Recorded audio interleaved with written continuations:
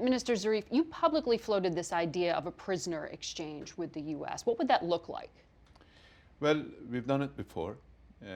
We had a possibility of getting the release of some Iranians who were in U.S. jails or were under probation in the United States. We removed them from that circumstances, and then some U.S. Iranians who were in jail in Iran were released. I think we can do it again. The administration, the previous administration, was trying to engage in that. The new administration initially showed interest. We made an offer in September that we are ready, and we are ready. You made an offer to the Trump administration in September to begin negotiating? We responded to the offer that they had actually made to engage, and we are waiting for a reply. Who were you asking to be released from U.S. prisons? Well, there are a number of Iranians who are in U.S. jail for sanctions violations. There are a number of Iranians who are in jail all over the world on pressure. But who would you want for the Americans? These are on pressure from the United States, either on extradition requests or on sort of behind-the-scene pressure and arm twisting. So have you presented the U.S. with a list? They know. They know. They know. This is nothing new. This is a continuation of the previous exchange. Why not, as a show of your seriousness here, release some of the at least 5 Americans who are currently imprisoned in Iran? We're not supposed to show seriousness because we have shown our seriousness by implementing the nuclear deal. It's the United States that needs to prove that it's serious. So are you linking the two? No, we're not linking the two. It's just the experience. We've shown that when we say something, we abide by it. The United States has shown that when we say, if they say something, they will then decide whether they want to abide by it or not. So, but what about someone like Bakr Damazi? He's in his 80s. His health is failing. He's not in jail. He still has to report to Evan prison. He is still restricted from getting medical care outside of Iran. Why not allow him to leave to get that care? You see, I am responsible for foreign policy. I'm not responsible for interfering in court's decisions. I can intervene when there is an exchange, an offer of exchange. I cannot intervene as foreign minister. I can intervene as a private individual on humanitarian basis, and I do. But as foreign minister, I do not have a standing in an Iranian court unless I can engage in an exchange with Iranians who are wrongfully, in our view, detained, either inside the United States or elsewhere. We have people, we have ladies who were pregnant when they were detained, who gave birth in prison, were not even given released on bail to deliver outside prison. We have people with heart conditions. We have people with terminal cancer. But Bakr Damazi's health is failing. If he dies in Iranian custody in Iran, isn't that really damaging to all parts of policy? That's not a decision that I can make. It's not in your power to let him leave. I don't have a standing. I will find a standing when there is an exchange. That is why it is in the purview of my responsibility to offer that possibility. So you would offer to swap at least 5 Americans there for 5 Iranians? No. I mean, it's all for all. We have to see. I mean, human beings, we don't count them. Because some would say, skeptics would look at that and say this is a PR ploy. No, it's not a PR ploy. You're just saying this. We've done it before.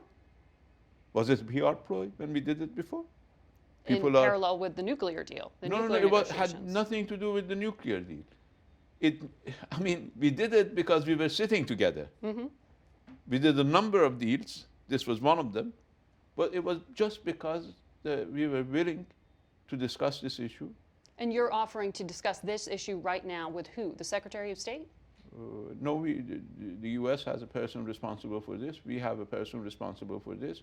If they are of the same rank, they can meet. If they're not of the same rank, we will appoint somebody of the rank of the person who's representing the United States. So the letter you received from Ambassador O'Brien, who handles hostage issues, you would allow him to sit and talk with your deputy? No, we won't allow somebody who handles hostage issues to deal with them, because they're not hostages, they're prisoners. So who are you willing to talk to about We're willing this? to talk to anybody who's willing to respect Iran and deal with this issue. We don't have anything against Ambassador O'Brien, but we will not deal with the hostage negotiator unless they want us to appoint somebody as our hostage negotiator so that they discuss about Iranian hostages in U.S. jail. You see, the United States cannot put itself in a different moral position. It's holding Iranians who are sick, who have done no crime, in jail, in Germany, in Australia. But that is what the lawyers for Siamak Namazi, someone you knew, Bakr Namazi, a Princeton scholar, Shi Wang, would all say these are people who haven't committed crimes, who are Americans behind bars in Iran. That's what I'm saying. People who are lingering in jails all over the world and in the U.S. jail, their lawyers would say that they have not committed any crime, that they're innocent. One of them was involved, at least was accused of, and they haven't been tried. They're just waiting for extradition. They're just there because of U.S. pressure. So these are cases where we believe our prisoners are in prison on bogus charges. The United States believes that they are in prison in Iran on bogus charges. So anyone so who's let's not debate that, because that's not my responsibility. I have enough responsibility on my shoulders to prevent a war, to try to circumvent U.S. attempts to prevent Iran from engaging in what is legally ours, and that is normal economic relations. So I do this as a part of my job as foreign minister, to exchange people without attribution of guilt, simply to make it possible for people to go back home. You mentioned that part of your job is to prevent war. There have been tensions rising between the U.S. and the Trump administration and the Iranian government. Tensions have been rising over the past few months. Are you actually saying that we're headed on a path towards conflict? We do not want conflict.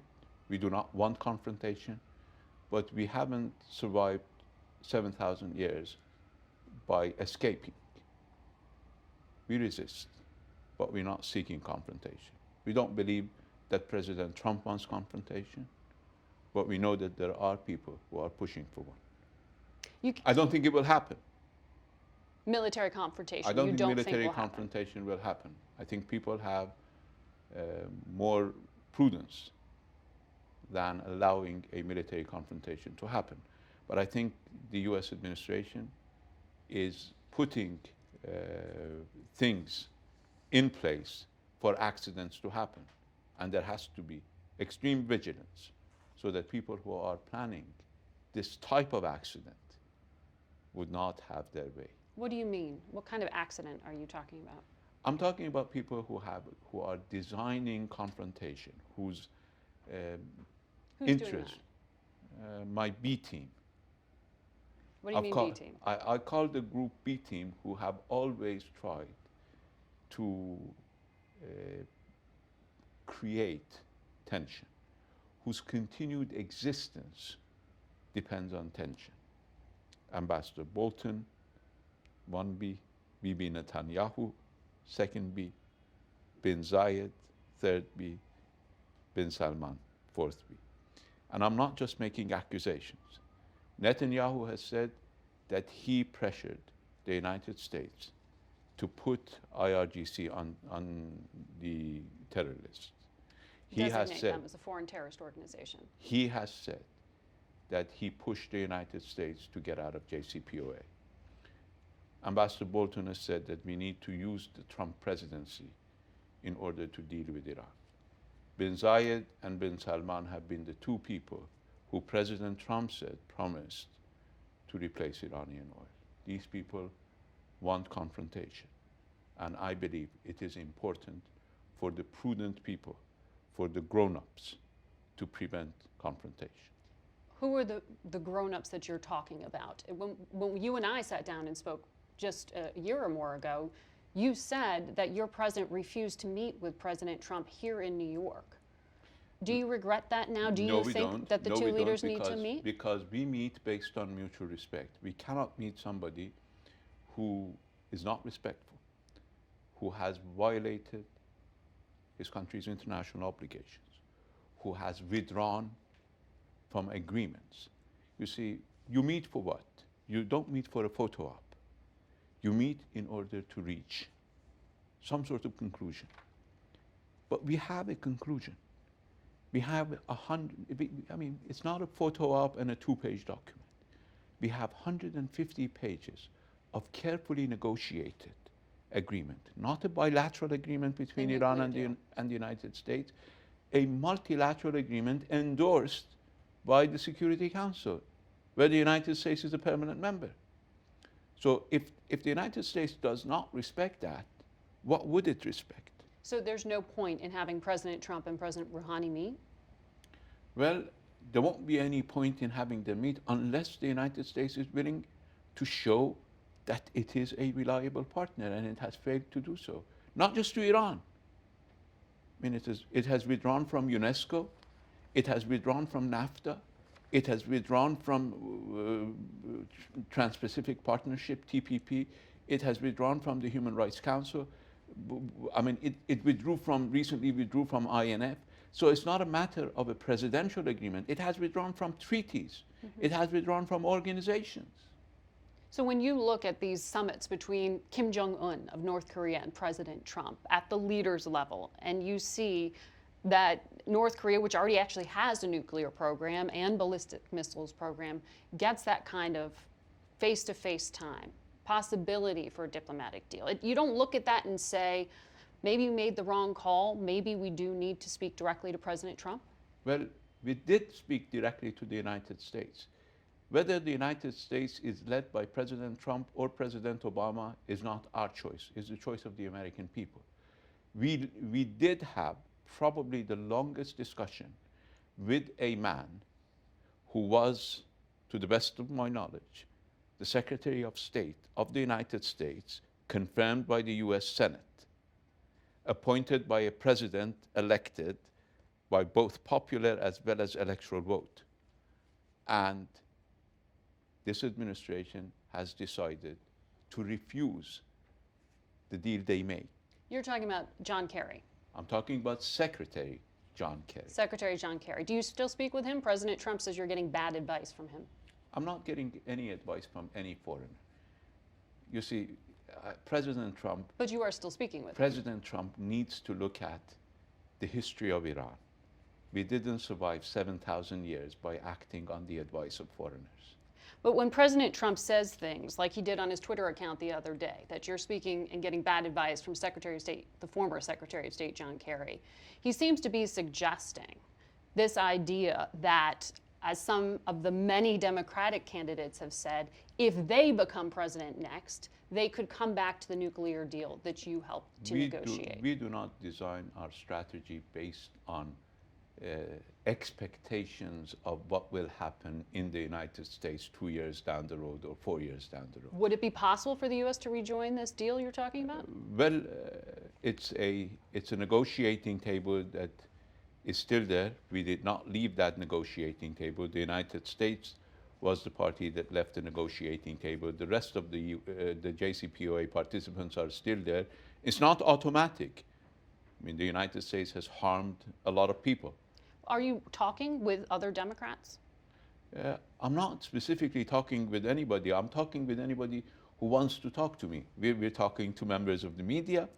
We're talking to members of think tanks. And former members of the administration. Are you speaking with anyone from the current administration? No.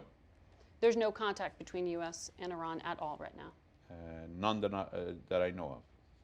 And I think I know pretty much everything that is happening between Iran and the U.S.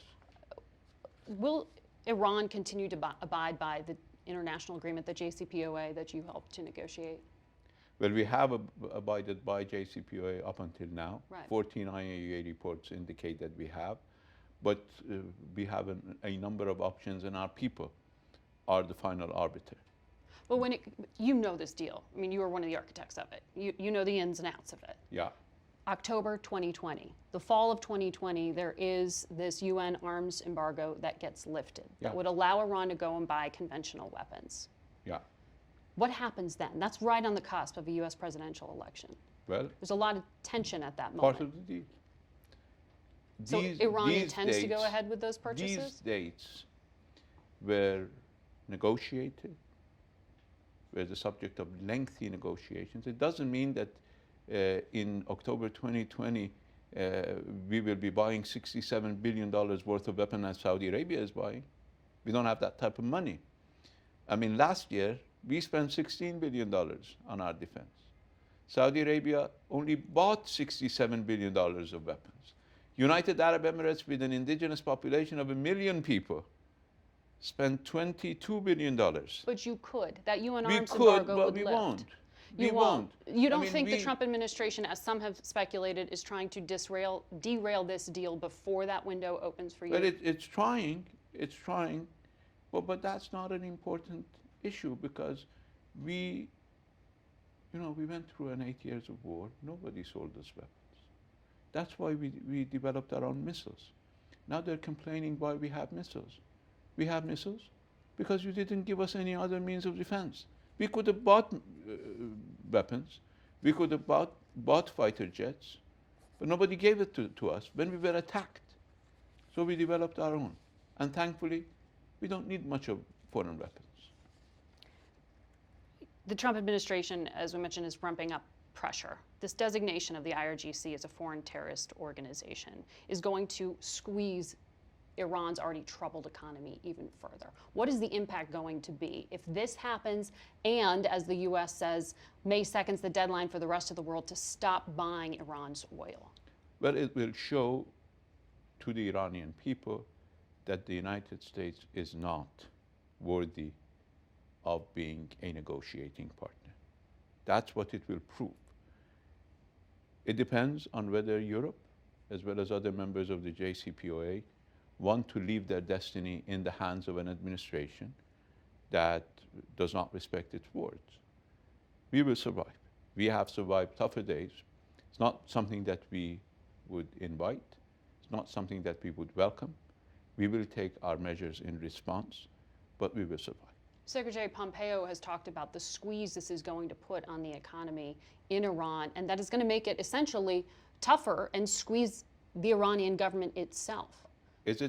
Do you see these kind of protests or social unrest as a threat? Is the United States squeezing the Iranian government or the Iranian people? What do you say? People. And the Iranian people, when pressured, do not respond with submission. They respond with resistance. And they want us to represent them with dignity, not with succumbing to pressure. That's how Iranian people have survived 7,000 years but the of ups and downs in history. The Secretary of State has said, look, if you just look at the facts on the ground, 603 American service people killed by Iran, he attributes this, and IEDs have maimed American service people in the battlefields. He looks at that, he looks at what's happening in Syria and Yemen and says, look, we're just recognizing facts. That's his explanation for this designation. Well, he's wrong. He's wrong because they have aligned themselves with the wrong people in our region, and they cannot accept that they're suffering defeat because they simply chose the wrong side. You were talking about what's happening in Syria. They're everywhere. They have spent far more money than anybody else, $7 trillion according to President Trump. Their allies, their clients, Saudi Arabia and the UAE, have spent billions upon billions of dollars trying to create unrest, trying to support terrorist organizations. Even in areas we're not present, like in North Africa. Look at what they're doing in North Africa. Look at the turmoil in North Africa. We're not even present in North Africa. So you need to look at the trouble where it actually is coming from. It's not coming from Iran. Who provided the ideology for ISIS? Who provided the ideology for Al-Qaeda? Who provided whose ideology they're following? Are they following our ideology? No, but there are Iranian forces and militias backed by Iran in who places are fighting like Syria and in who are Iraq fighting and terrorists. elsewhere. Isn't the United States, I mean, President Trump, in the presidential campaign, in his debate with Secretary Clinton, said publicly, and if you want, I'll bring you the quote, said, Iran is killing ISIS. So, are we killing the wrong side? Are you seeing opportunities to work with the U.S. diplomatically elsewhere? I mean, you're talking about a situation where you don't see much shared interest with the U.S. It depends on what the U.S. interest, how the U.S. defines its interest. Afghanistan, where Iran has been helpful in the past. We have been helpful everywhere. We have fought terrorism in Syria. We have fought terrorism in Iraq. And the U.S. is saying that its objective is to fight Daesh, ISIS in Iraq. Yesterday, there was a commemoration in Iraq, a U.S. friend and ally, of 300 Iranians who died in Iraq fighting ISIS. Their families were invited. The president of Iraq sent a message to that gathering. The prime minister of Iraq sent a message to that gathering. All of these people are your friends. So everybody recognizes the role of Iran in bringing stability. I haven't seen them commemorating any martyrs from Saudi Arabia fighting ISIS or UAE. But you seem to, I mean, your government seems to be exonerating them, sort of. Who recognized the Taliban in Afghanistan as the government in 2001? Was it Iran? We were a party to the solution in Afghanistan.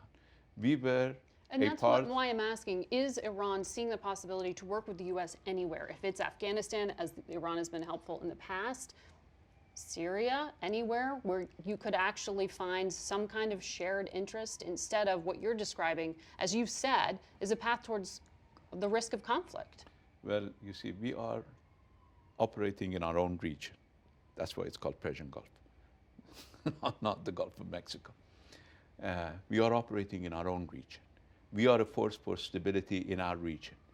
History shows that. The United States is operating far from its shores in our region. It has to make the correct recognition who's doing the work for stability. If Secretary Pompeo wants to make up these stories, then he can continue doing so, but that wouldn't resolve America's problems. That would lead to President Trump saying we spent $7 trillion in this region and brought nothing but misery to ourselves and to the people of the region. When I spoke with President Trump in February, he said that he was going to keep U.S. troops in Iraq to watch Iran.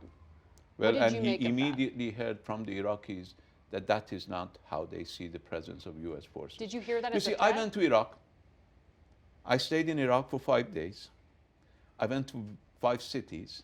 I went among the people of Iraq. And I was welcomed by them. I went to public places.